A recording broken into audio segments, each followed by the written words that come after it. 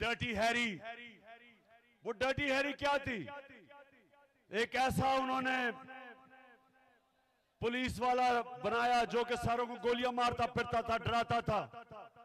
ये इस्लामाबाद में भी एक डर्टी हैरी आया हुआ है, और जब से वो आया है वो मीडिया के लोगों को डरा रहा है, धमका रहा है, मीडिया हाउसेस को डरा रहा है, हमारे कारकुनों को, सोशल मीडिया के बच्चों को उठा रहा है, और उसको एक अजीब उसके ज़हन में बीमारी है कि वो जब तशद्दुद करता है किसी पे तो उनको नंगा करके करता है।